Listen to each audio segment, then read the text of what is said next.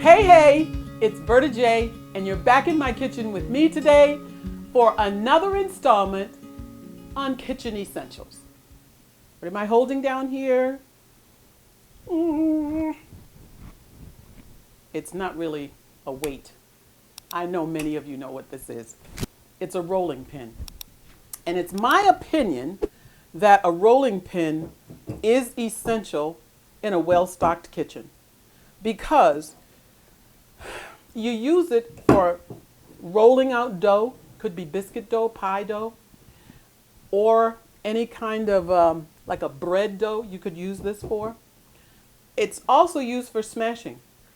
I don't have an example here, but you could put, like say you're making a crumb topping and you have toasted some bread. It's nice and crispy.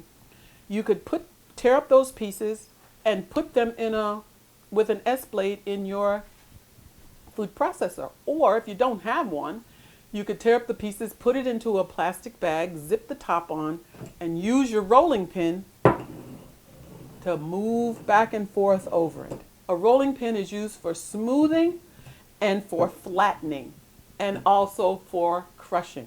You could also bang on those crumbs a little bit and then roll over them and you will have crumbs. You will have, like, if you use cornflakes, cornflake crumbs, bran flakes, bran flake crumbs. Whatever it is, toast, you could have breadcrumbs.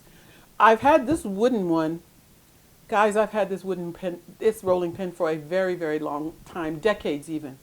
It has cracked a couple times, and my husband, he used some kind of special glue and glued it back together because I love this rolling pin so much. And if you get a really good rolling pin, it'll last you for years.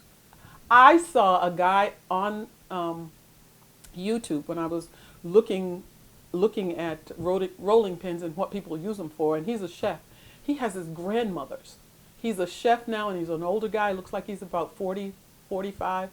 And he has his grandmother's old rolling pin, which looks very much like this one. So get yourself a good rolling pin so you can roll out your dough and whatever else it is that you would like. And this one is not going to stop.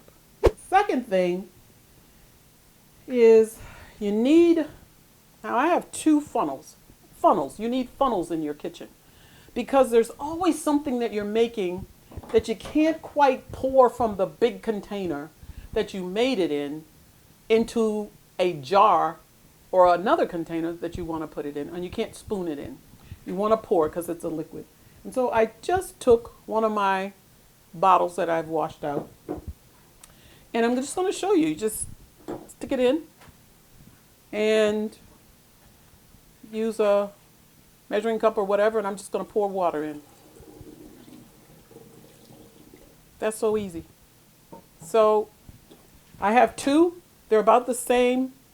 This is an old Tupperware one. Has a bigger nozzle. This one's really skinny to get into smaller bottles or containers.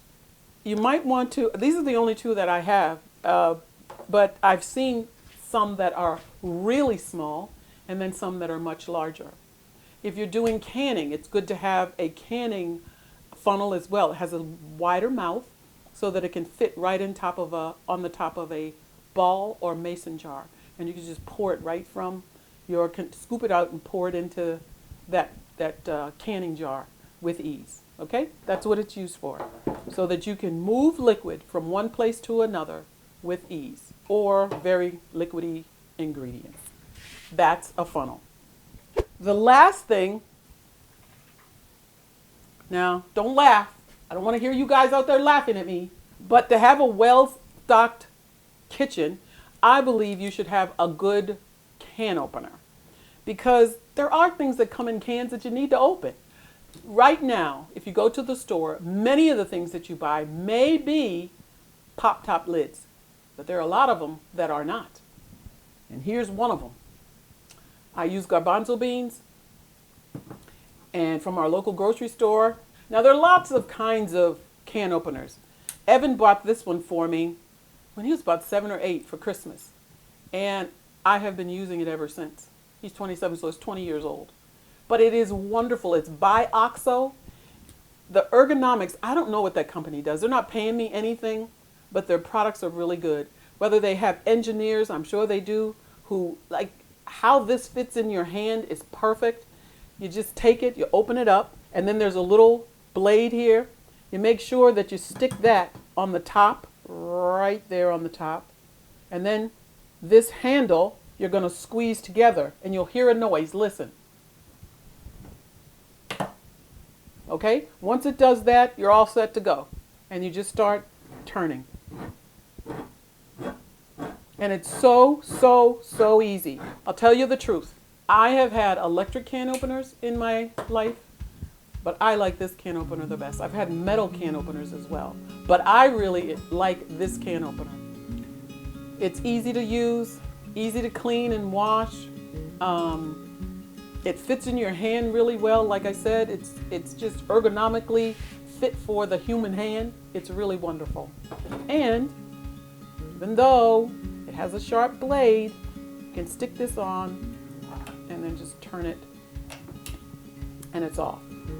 And then you have your, whatever your contents are. Now, this is not going to go to waste. I'm going to use this for some hummus. Can opener, funnels for transferring liquid from one place to another, and a rolling pin. We'll just let him make his move. So that's it for today and this particular installment for Kitchen Essentials. Don't forget to subscribe. Don't forget to give me a thumbs up.